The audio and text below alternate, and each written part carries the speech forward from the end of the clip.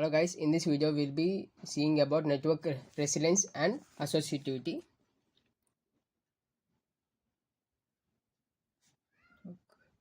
Resilience and associativity.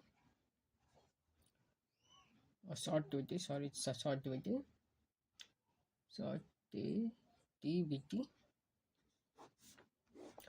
So we'll be discussing each topic in a flow. So what is network resiliency is mean that network resiliency is nothing but we should provide equal acceptable level of service to each and every node. For example, if node A sends the data to node B, so there should be an equal data flow between the node A and node B. So we have to maintain that level, that acceptance level in the services in case of when we face the faults or challenges. For example, if the data link has been broken, so we have to find the another alternative to send that packet from A to from node A to node B. So that is what network resilience deals about.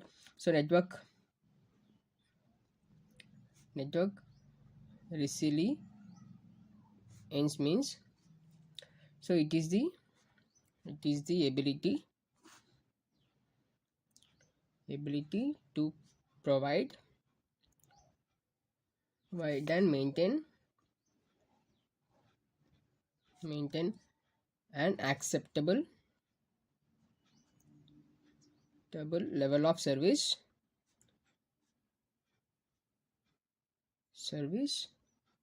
in the face of faults and challenges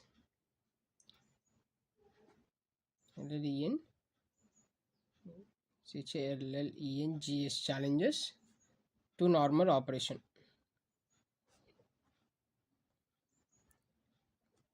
So network resilience is that we should provide equal acceptable level of service to each and every node in the network. So that is known as network resilience.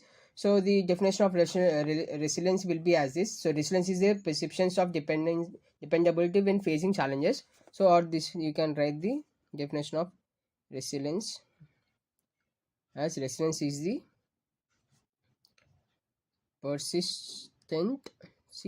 persistence of dependability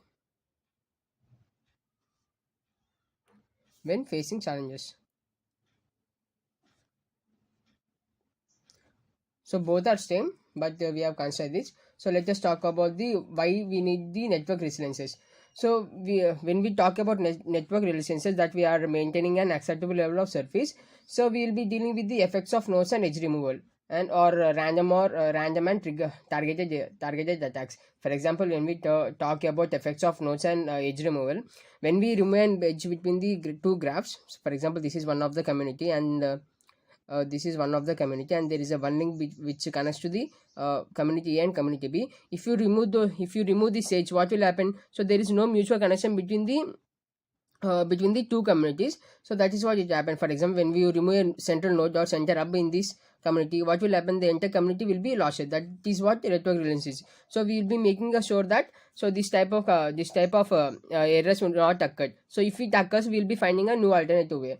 So what are the network resilience speak about? So network resilience means focus on the first one, effects of node and edge removal. Second one, random and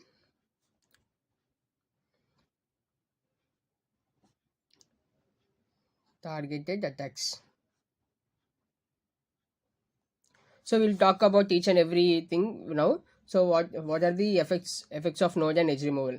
So when we remove an edge, so I have already explained that when we remove an edge, there will be no connection between the community and community B. For example, when you remove the entire node or the hub between the community, what will happen? The entire entire community will be lost, right? So this network resiliences are classified into two types in the edge and node removal, that is bond percolation and site percolation. I will explain it now. So edge and node removal. So we'll talk about edge and node removal. So edge and node removal means, for example, if you remove an edge, that is known as bound percolation, and if you remove a node, that is known as side percolation. I will explain. I will draw the diagram to explain that. So don't worry. So we say that network percolates when a giant component forms. So what will happen when there is a huge component? When there is a small distraction between the nodes, we'll be using the bond percolation or side percolation to uh, divide the communities and to find where the fault has happened, or we'll be trying to rectify the fault. For example, that is what we'll be doing. So let's take this. So let's consider this as a graph.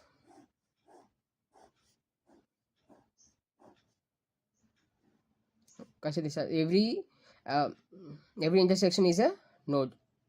So this is one community.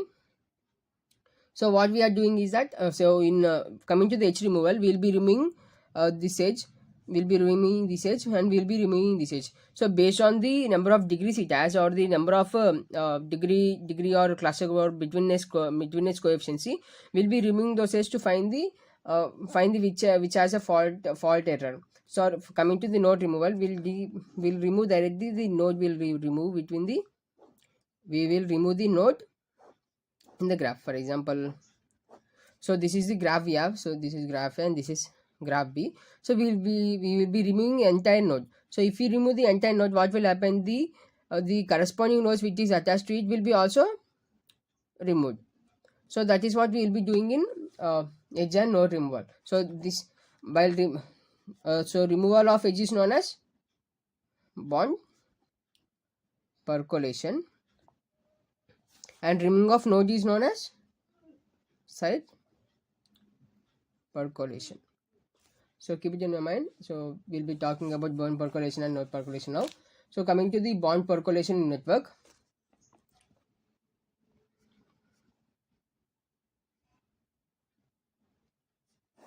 So what is bond percolation? Bond percolation is nothing but each edge is removed by the probability of 1 minus p. So that is if we will be considering the each and every probability that we should remove it or not. So based on the degree probability or normal degree probability or what is called probability. So we will be removing those edges because we should correspond to the random failure of the links. For example, if any link failed, so we'll be removing those links. So if you remove that failure link, what will happen? The links which are attached to the links also will be removed. So that is what we will be doing. So bond percolation is nothing but each edge is removed with probability of 1 minus p, which will be removing the edge which is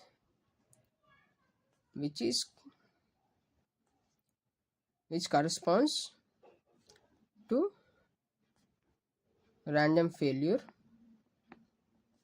of links. So we'll be removing only those links which have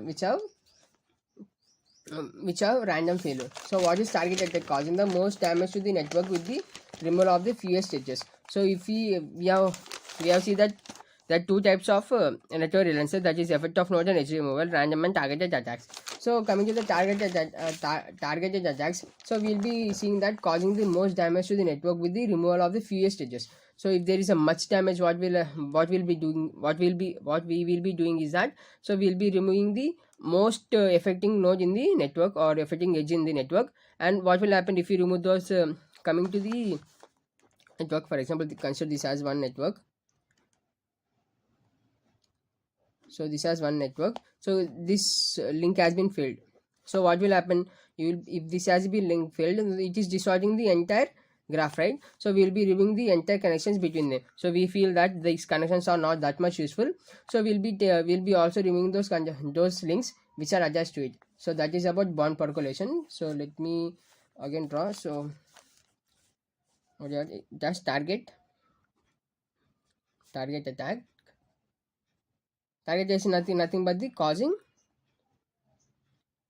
the most damage to the network with the removal of the fewest edges.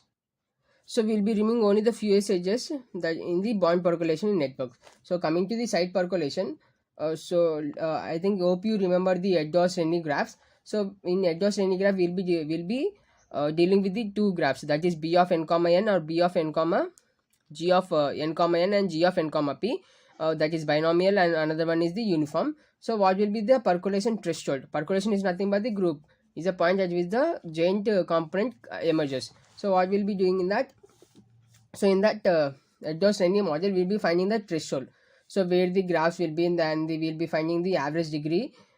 Average degree, by why we should find the average degree? Because we are removing an edge, right? So if you remove an edge from the from particular graph, what will happen? The entire graph will be distorted. The links which are attached to them are removed. So that's why we will be finding the threshold in the Edwards-Rennie graphs, because it is the only model we speak about the two graphs. So percolation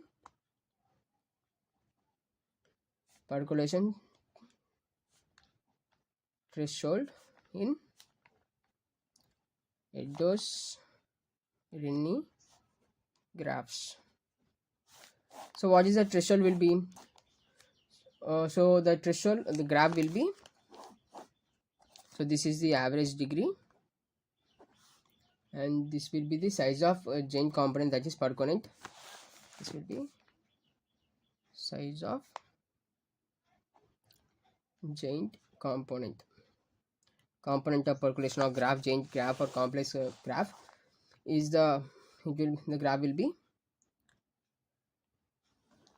So this is the graph of the percolation threshold in ERG, Edwards-Rennie graph.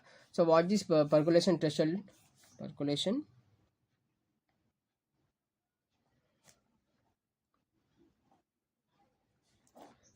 threshold is nothing but the point at which the joint component emerges. So if for example this is one of the component, think this is one of the component, so this is the point at which the joint component has emerged. So if this point is not there, or this sub is not present, the entire graph will be distorted. So this is the point at which the joint component emerges. That is the joint the graph emerges. As the average degree increases, z is equal to 1, a joint component suddenly appears. For example, let me take the examples of average degree graphs. So consider this as a graph. So we will be finding the links between each and every node. So if the graph is like this, or if the links are like this, then we will be saying that these type of graphs will be having an average degree of 0.99. So coming to the another graph.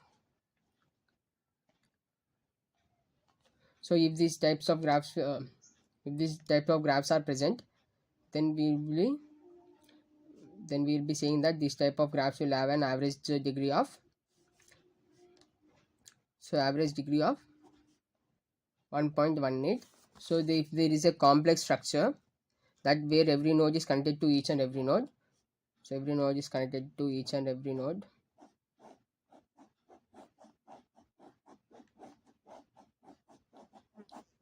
So in this type of graphs, what will happen? The average degree will be 3.96. If we remove any one of the edge, what will happen? The entire communication channel will be gone. Coming to the when you remove this edge, what will happen? Only the link attached to it, this will be only removed, and remaining part will be this will be removed. All the structure will be removed. So there is some sort of disadvantage also.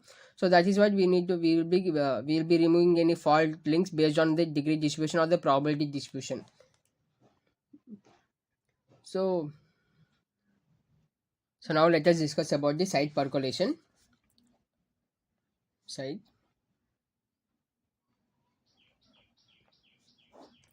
what is side percolation? What we have done in side percolation is nothing but the node removal. Coming to the bond percolation, what we have done, we have removed an edge. Whereas the side percolation is nothing but we will be removing an node between the neighbors. For example, consider this as a graph. So what we'll be doing is that we'll be removing the nodes which are irrelevant to us.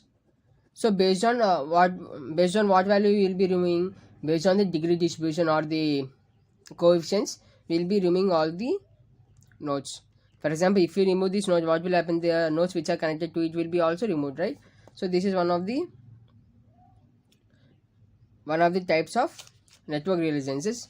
So site percolation. So let us talk about site percolation. So site percolations are divided into three types. That is low percolation point. So where we'll be allotting any small isolated points.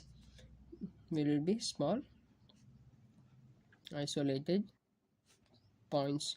That is, for example, in a large complex network, we'll be removing only small part of the nodes. For example, consider this as a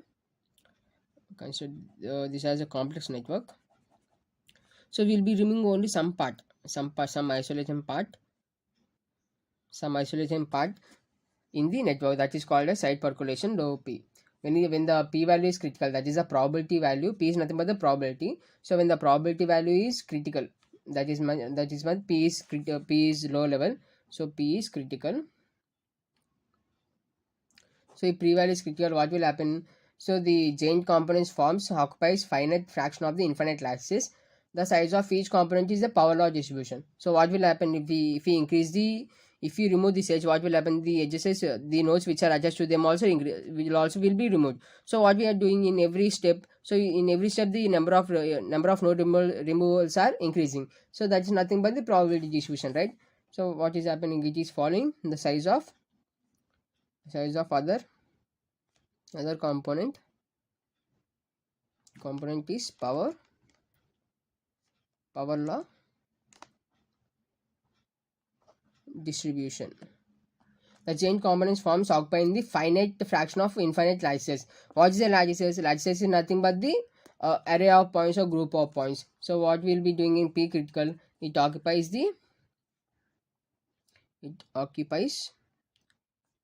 finite fraction of infinite lattices. Because we don't know how much the network is, so that's why we'll be removing only some part where we'll be following power law distribution. For example, if you want the power of 2 or power of 3, so we'll be removing over that many edges which will be which have the same value. So this is the figure of the site percolation. That is p percolation, p very critical. So consider this as an entire network. So we'll be removing only some parts, that is the p value. We'll be removing only the p value. So we'll be removing only small part. That is, what if the p value is above critical? That is, critical is nothing but the critical value. So what if p value is above? So if p is above critical, what will happen if p is above critical? So it will spread out the entire network. So there will be only few nodes which are connected to each other. And entire graph will be distorted. So what will happen? Joint component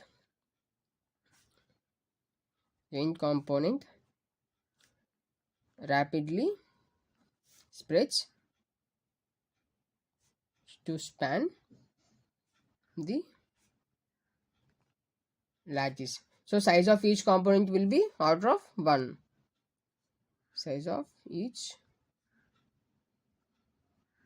component is order of 1, because we are removing each and every node based on the power law distribution. But what will happen here? We will be removing only single node at once. So order of 1 will be 1. So this is the entire network.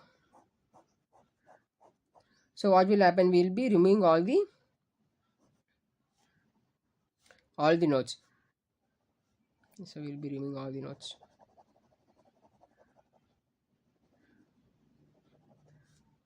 Here also we will be removing all the nodes. So here also we will be removing all the nodes. So nodes which are attached to them also will be removed. So that is p above critical value. So then coming to the target attacks are effective against the scale-free networks. What will happen if you try to attack on this? All the nodes are distorted, but what will happen if you attack on the distorted links? There is nothing to lose much. But when you attack on the nodes which are highly connected and which has high betweenness centralities or closeness centrality, they will affect the graph mostly. So we have seen why we are removing that edge removal and we are removing the node removal. Why we are removing all the high degree nodes more effectively?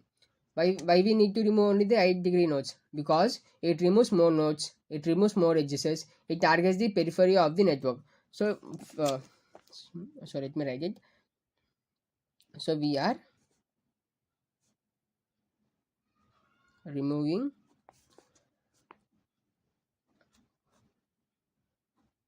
high degree nodes because why we are removing all these nodes? We are removing all these nodes because it will be removing number of nodes. It will be removing more nodes. That is because every node is connected to each and every node. So when we take the nodes which have high degree or high coefficients or high probability, so they will be removing all the nodes which they follow the power law distribution. So it removes more nodes and it removes more edges.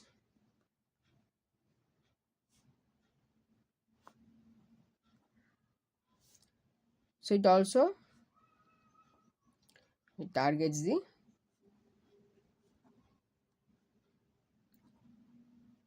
periphery of the network. What happened if the node we are removing which is connected to the centralized hub? What will happen? The entire graph will be lost, right? So that is what it is.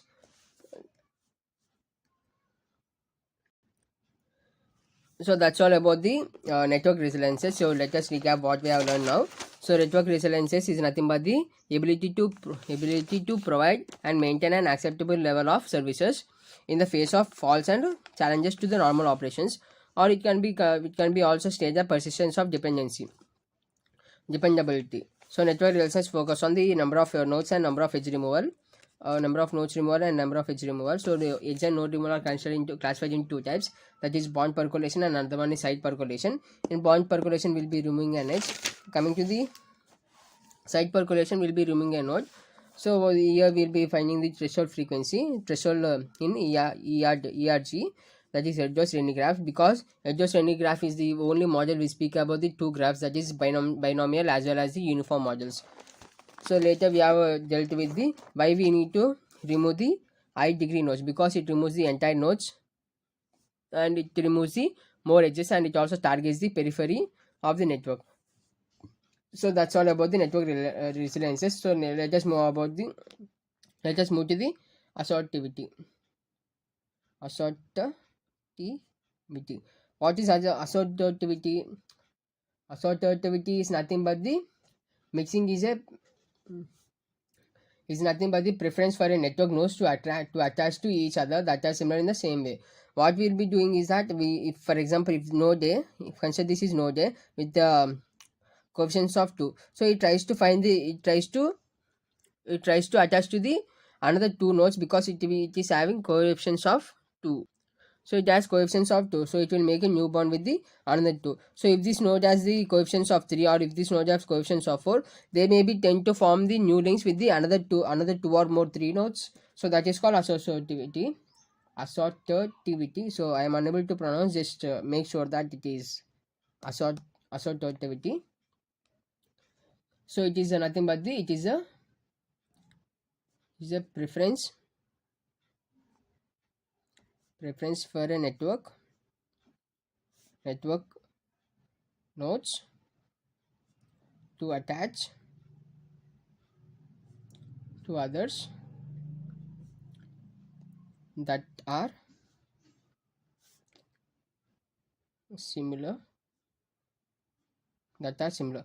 Because if you don't attach to the nodes, for example take yourself, so you will be doing friendship with the one who have your similar qualities or similar type of behavior. So that is something that is also comes under associativity. So social networks are some associativity. So associativity are again three graphs where we'll be finding a centralized hub, or we'll be having a random, or we'll be having a disortivity. So assortativity is divided into three. That is, one is assortative ups or random, as well as disassortative. This assortative, disassortative, random assortative ups. So just excuse me, I am unable to pronounce that word. So what is assortativity apps? So we'll be having a centralized hub. So this hub will be the main centralized management to for each and every node. So it will be connected to each and every node as a manager. So each and every node will be connected to the centralized hub, and these nodes which are connected to the central hubs also act as the hubs for the new nodes which are connected to them. For example, these are the centralized. This is the first main hub. So the node which is connected to the hub also act as a another hub. This also, this also, this also, this also, this also, this also. So making the new bonds and making the new relations between the each and every node is known as assortative hubs. Coming to the random, so in random what will happen, there will be a centralized hub also, but we don't know which for which it will be getting attracted. So it will be getting attracted to the probability preference or degree preference or anything, but we will be don't knowing for it which it is going to be attracted. So these are the all the links which are attracted to the hub. So we don't know now which link will be getting uh, more new nodes. So this might get, or this might form a new link, new nodes, or this might form a new nodes. So there will be no centralized mechanism. So based upon the user request and the nodes, it will be formed. For example, take in Facebook. So you don't know whom they are, but you will be trying to send your Facebook request. So that comes under random assortativity. Coming to the disassortativity, so disassortativity are nothing but the here will be having apps that are in the periphery, but we'll be having a different mechanisms like ring topology, star topology. All those will be coming in disassortativity, because every what we are doing, we are first we are trying to assortivate, the later what we are happening, we are disassortivating. That means